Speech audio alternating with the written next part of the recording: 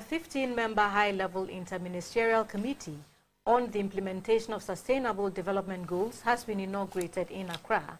The committee is to mobilize strong political will in its implementation.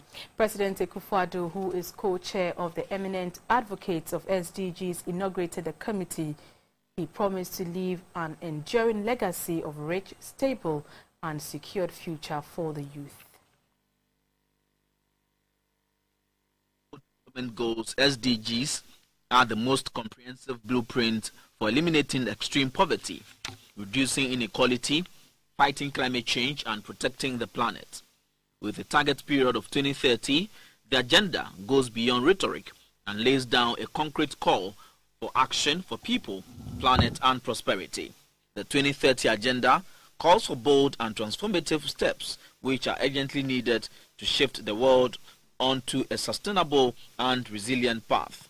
Ghana played a key role in the crafting of the SDGs among 70 other countries.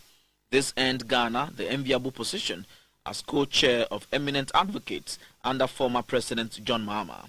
Upon assumption of office as president, the United Nations Secretary General Antonio Guterres announced President Akufo-Addo as the co-chair of eminent advocates of the SDGs together with Prime Minister of Norway, Erna Solberg. This put Ghana in a position to serve as a shining example to the rest of the African countries for effective implementation of the SDGs. The 15th High-Level Interministerial Committee, chaired by the Minister for Planning, Professor George Jan Barfor, is to ensure successful implementation of the SDGs domestically. The United Nations pledges its support to Ghana for the fruitful implementation of the goals. Ghana's progress thus far has already been exemplary in several important aspects.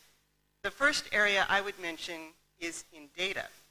The Ghana Statistical Service and the National Development Planning Commission have provided substantial leadership in creating the SDG data roadmap. With goals that are geared towards making the world a better place, national support is needed to make them work. Mr. President, I'm here in two respects. One, to assure our development partners, particularly the UN system and the rest of Ghana, that Ghana's commitment to the pursuit of the sustainable development goals is truly national and remains national. Successful implementation of SDGs hinges on the adequacy of financial resources. The financial resources the state will provide. Recognizing that the constitutional obligations on budget approval given to Parliament, it's only right to say that Parliament has the responsibility to campaign and approve a suitable budget that enables swift and smooth implementation of the SDGs agenda.